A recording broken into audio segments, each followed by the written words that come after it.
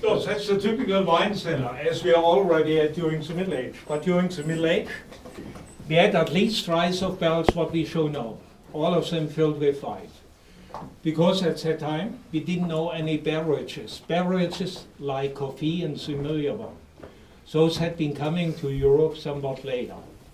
And as this area has been used as a wine area since the time of the Romans, therefore people prefer to drink some wine. In other areas of Germany, we had cider or beer. And here, they had a lot of wine. Up to 5 liters a day a person. It was a wonderful time. It looks like a lot, but the wine of today has much more alcoholics in it than the wine of the Middle Age. Today, the regular table wine of this area, the simple one, has 7 up to 12%. In the Middle Age, only up to 4. That's less than a beer has of today. But nevertheless, such a can had been used by a knight. That was what he did drink a day, approximately. Wow.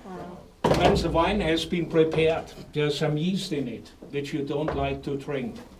So they connected one barrel with the next one with a tube, like you see it on those pictures. And as we didn't have any rubber at that time, so it was made out of leather. And then they pressed the clear wine with such a bellow you see above, from one barrel into the next one. And the grapes have been pressed into wine, collected in a wooden barrel, you see it on another picture, and then pressed, smashed with the feet. And now please go upstairs into the kitchen that way, please. And the last 10, 15, please turn around and follow me this way. We are doing a left and going inside into the second door on the left. We're following you. Last 10, 15. Not more, please.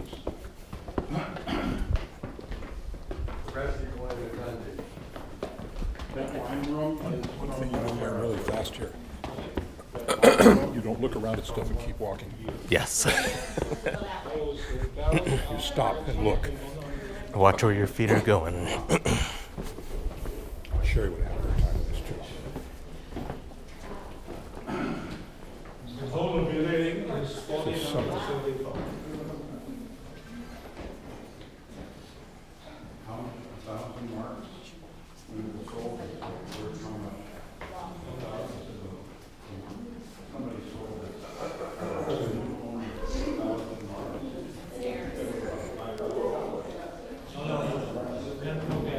It was gold marks in the 1900s. At that time we had gold marks. That's approximately 10,000 euros.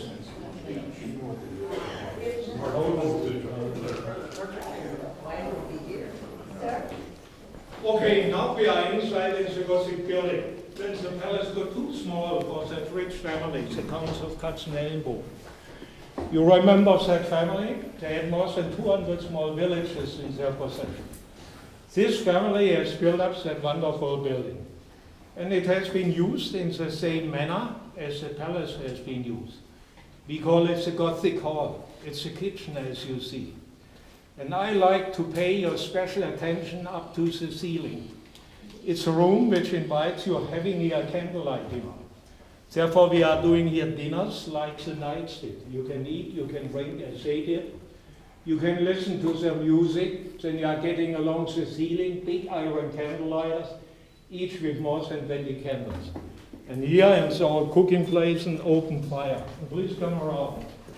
During the Middle Age, you could roast inside a complete ox.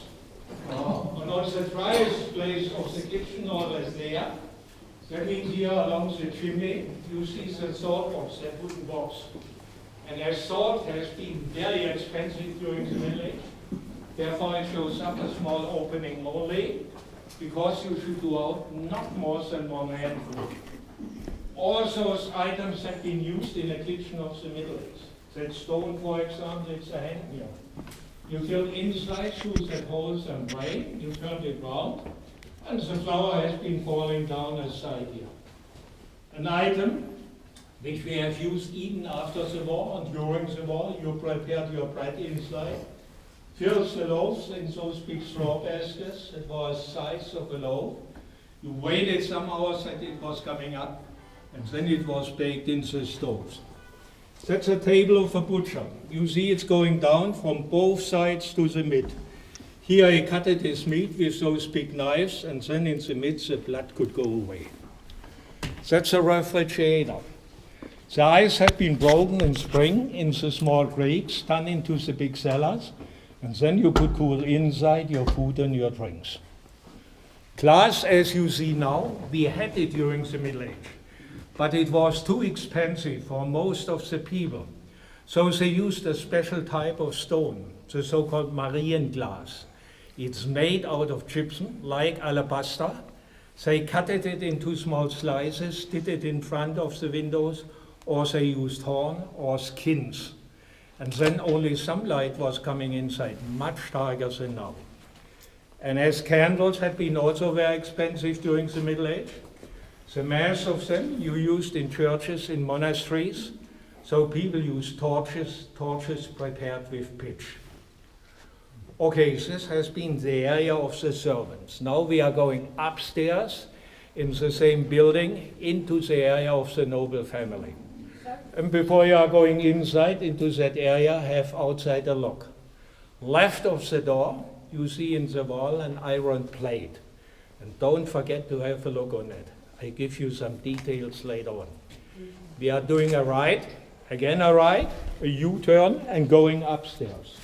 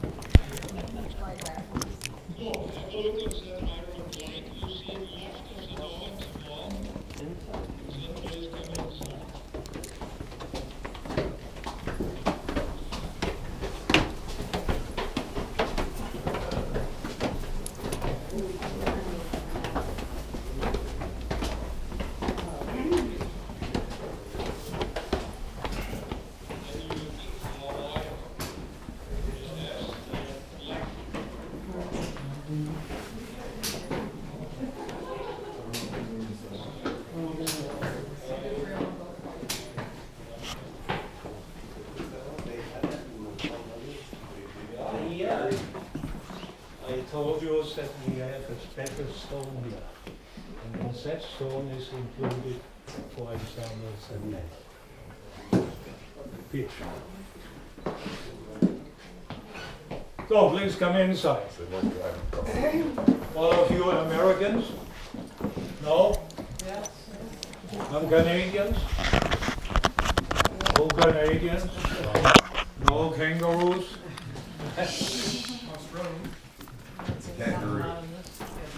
So please come inside.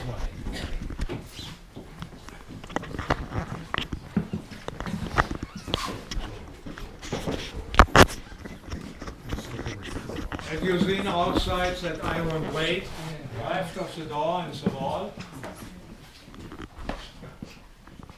So in a medieval castle, a room as you see it here had been the only one which could be heated. And therefore the noble family had been living in such a room. That the servants had not to go inside into that room. Therefore that iron-bladed stove you see behind the door cannot be opened and fired from this side. So I have told you I have outside a look on that iron plate in the wall. Behind it you see a small hole. Through that the servants heated that stove and had not to cross that room. Also said not to go inside. You see behind that wall a big door which is going inside, directly inside into the hall of the knights. So the servants could go around. Two people slept in a bed. A bed as we had during the Middle Age. People hadn't been so tall as today. An average 1.65 meters, approximately 5.5 feet. But it's a bed for a couple. So you can say it's a queen-size bed. And as you notice, they slept in a sitting position. Because the regular, the flat one we use today, that's the position of the death. And people had been afraid during the Middle Age of the death, and therefore they used a sitting position. Above the canopy, some curtains here to hold the heat inside. The canopy also to protect that couple against small animals running along the ceiling, so-called bedbugs, that they didn't fall inside. Therefore they used the canopy. The curtains to protect that couple. And also if the lady had a fight with her husband, she didn't do that in front of all the servants. Very impolite. So she was going with him to bed, closed the curtains, and behind it her husband got, as we Germans are saying up to date, a so-called curtain lecture. It's a word of the Middle Age. We Germans use up to date a lot of vocabulary of the Middle Age. But also you, the Americans, the Canadians and Australians are doing that. Because you are having European roots. Here's one, for example. The charming ladies had been sitting in such a corner, working somewhat spinning yarn. But mostly they did speak nicely each another. If you are doing so, you say as us up to date to spin a yarn. A word of the Middle Age, which us use up to date. As you notice, we didn't have any wardrobes at that time. The mass of them had been coming up at the beginning of the 16th century. So during the Middle Age, they did their clothes into big chests like you see one here. Here's another one. And going on a trip, they use smaller ones, as you see one behind that stove. And with such an item, we say today suitcase. And now let's go inside into the hall of the knights and what you have left.